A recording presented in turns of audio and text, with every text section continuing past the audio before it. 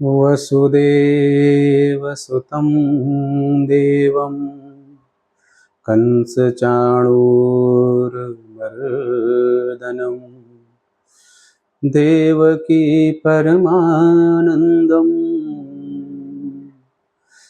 कृष्णं वंदे जगद्गुरुम्। भगवान श्री कृष्ण जो कि जगत गुरु हैं, मैं उनको प्रणाम करते हुए आज के इस विषय का प्रारंभ करता हूँ।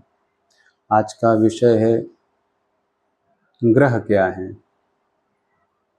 जैसा कि मैंने इसके पहले वाले वीडियोज़ में पहला वीडियो जो कि था आकाश मंडल क्या है, दूसरा राशि क्या है, तीसरा नक्षत्र क्या है, उसी क्रम में चौथी बात या चौथा वीडियो इसका टॉपिक है कि ग्रह क्या हैं। ग्रह की बात प्रारंभ करते हैं तो आप सबसे पहले समझ लें कि पृथ्वी जिस पे हम रहते हैं ये भी एक ग्रह ही है।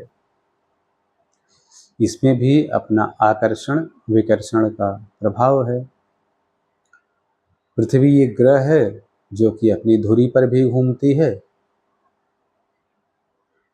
जिससे दिन और रात होते हैं। और पृथ्वी जो कि आकाश मंडल पर राशियों या नक्षत्रों से होते हुए विचरण करती है, उसके कारण ऋतुएं बदलती हैं। तो पृथ्वी भी एक ग्रह है जिसमें अपना एक आकर्षण है। उसी प्रकार आगे बात करते हैं। मुख्य रूप से 9 ग्रह हैं जो ज्योतिष में बताए गए हैं, जो कि किसी सजीव वस्तु को या आप कह लें कि पृथ्वी पर उपस्थित जीव को प्रभावित करते हैं। पृथ्वी पे ही नहीं वरन अन्य ग्रहों पर भी अन्य ग्रहों का प्रभाव पड़ता है, जैसे पृथ्वी का चंद्रमा पर, चंद्रमा का पृथ्वी पर। लेकिन हम यहाँ विश्लेषण करेंगे सिर्फ पृथ्वी पर अन्य ग्रहों का प्रभाव कैसा पड़ता है, क्योंकि दूसरे ग्रहों के बारे में हमें जानकारी नहीं है। तो पहला जो ग्रह है वो है सूर्य। सूर्य को तो विज्ञान ने एक तारा माना है, लेकिन जो पृथ्वी की गति है उसके सापेक्ष सूर्य को भी गतिमान माना गया है। तो सूर्य भी एक ग्रह है जो कि स्थूल ग्रह है। सूर्य देवता माने गए हैं, उनसे सारा जगत संचालित होता है। उनका अपना आकर्षण गुरुत्वाकर्षण का प्रभाव भी है। वो एक बहुत बड़ा विषय है। उसके बाद बात करते हैं चंद्र ग्रह की। चंद्रमा भी वैसे तो इन्हें उपग्रह माना गया है, लेकिन आप ज्योतिष में इन्हें ग्रह कहेंगे, ज्योतिष इन्हें ग्रह मानता है। चंद्रमा का भी प्रभाव पृथ्वी पर विशेष रूप से देखा जा सकता है, इसको महसूस किया जा सकता है। तो चंद्रमा भी एक ग्रह है। इसके बाद मंगल ग्रह हैं जिनका प्रभाव मानव जीवन पर विशेष रूप से पड़ता है। बुध भी एक ग्रह है, इनका भी प्रभाव है, इनका भी आकर्षण है विकर्षण है। और वो आकर्षण किस प्रकार का है, विकर्षण किस प्रकार का है, ये हम जब ग्रहों के स्वभाव को समझेंगे तो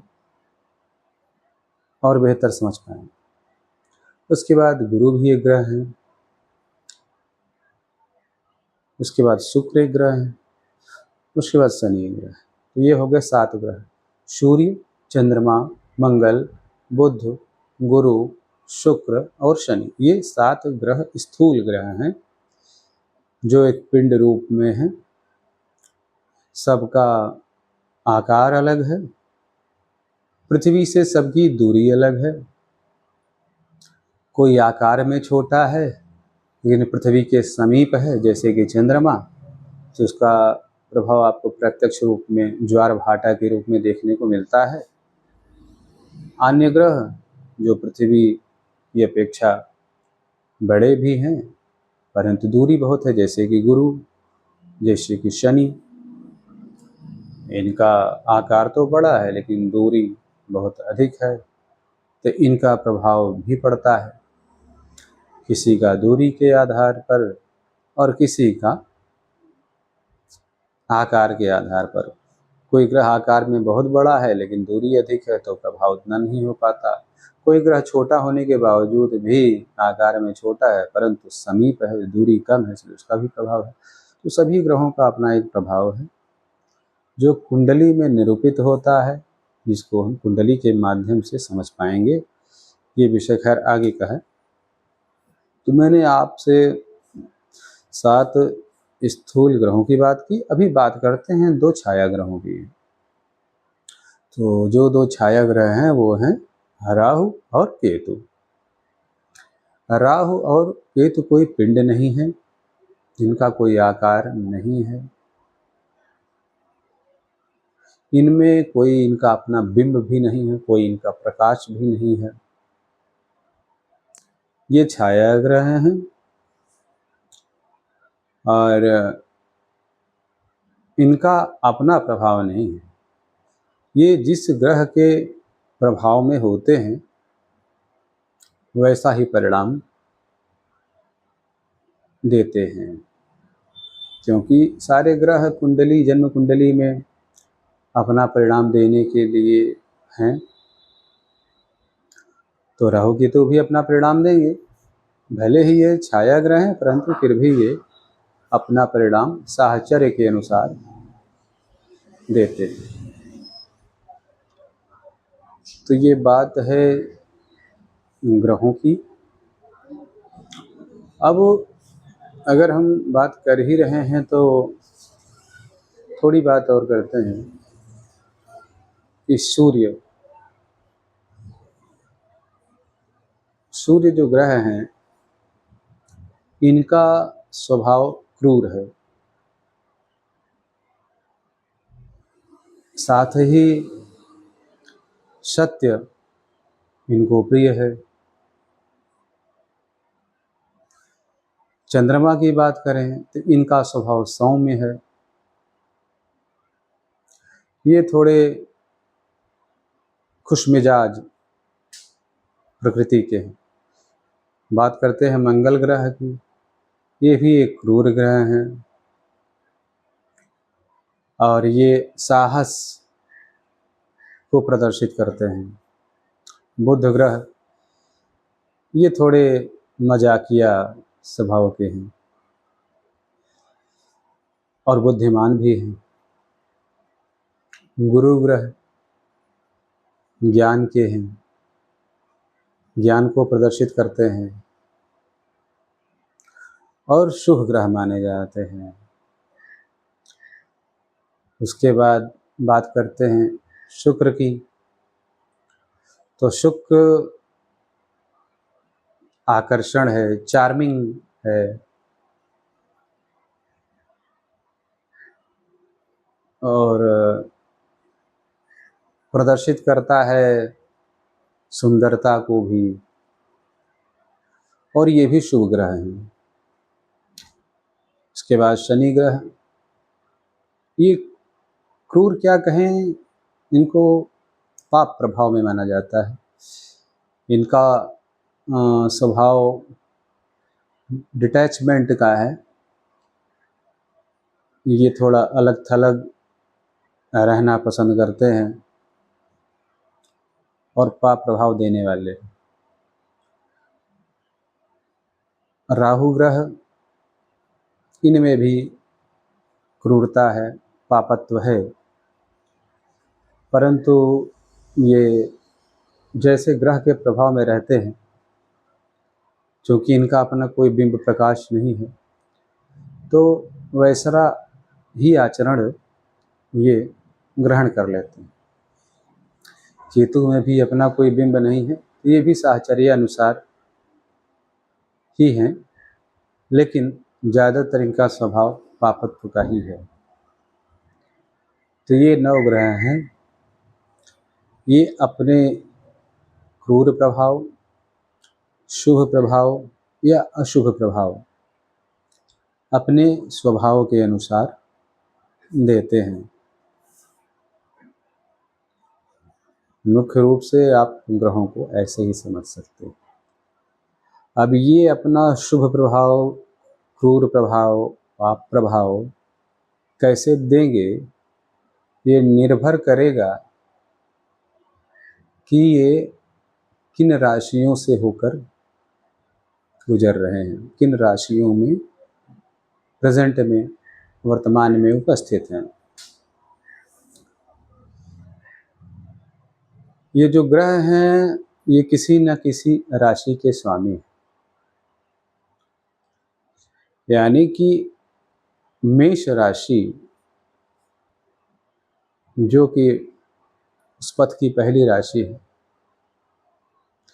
उसके स्वामी ग्रह मंगल हैं। वृष राशि दूसरी राशि, उसके स्वामी शुक्र हैं। तीसरी मिथुन राशि, उसके स्वामी बुध हैं। चौथी कर्क राशि, इसके स्वामी चंद्रमा हैं। पांचवी सिंह राशि है, जिसके स्वामी सूर्य देव हैं। छठवीं कन्या राशि है, फिर से इसके स्वामी बुध ग्रह हुए। तो बुध ग्रह 2 राशियों के स्वामी हो गए, पहला मिथुन और दूसरा कन्या। उसके बाद कन्या के बाद आई तुला राशि, उसके भी स्वामी शुक्र हुए। तुला के बाद वृश्चिक, उसके स्वामी मंगल हुए। वृश्चिक के बाद धनु, उसके स्वामी बृहस्पति, गुरुदेव बृहस्पति हुए। उसके बाद मकर राशि, इसके स्वामी शनि हुए। उसके बाद कुंभ राशि, इसके स्वामी शनि ही हुए। और उसके बाद आई मीन राशि, जिसके स्वामी गुरुदेव बृहस्पति हुए। राहु और केतु किसी राशि के स्वामी नहीं है। तो सूर्य एक राशि के स्वामी हैं, चंद्रमा एक राशि के स्वामी हैं। तो 2 राशियों के स्वामी ये 2 ग्रह हो गए, बाकी बची 10 राशियां। उन 10 राशियों के स्वामी 5 ग्रह हैं, यानी कि सूर्य और चंद्रमा एक एक राशि के स्वामी, बाकी मंगल, बुध, गुरु, शुक्र और शनि, ये जो 5 ग्रह हैं, ये 10 राशियों के स्वामी। तो सूर्य चंद्रमा एक एक राशि के स्वामी हैं, बाकी के जो 5 अन्य स्थूल ग्रह बचे, वो 2-2 राशियों के स्वामी। यानी उन राशियों से आपको क्या फल मिलने वाला है, वो उनके राशि स्वामियों पर भी निर्भर करता है। तो ग्रह के बारे में आज मैंने इतनी बात की, आशा है आप समझ पाए होंगे। यदि नहीं भी समझे होंगे तो आगे की वीडियोज़ में इन सब चीज़ों को जब रिलेट किया जाएगा तो आप इसको भली प्रकार समझ पाएंगे। और यदि फिर भी कोई शंका, कोई प्रश्न आपके मन में आता है तो आप कमेंट में अवश्य पूछें, मुझे अच्छा लगेगा। आज के लिए इतना ही, फिर मिलेंगे एक नए वीडियो में किसी नए विषय के साथ जो इन वीडियो से रिलेट करेगा। तो आज के लिए इतना ही। आप सबको सुनने के लिए धन्यवाद।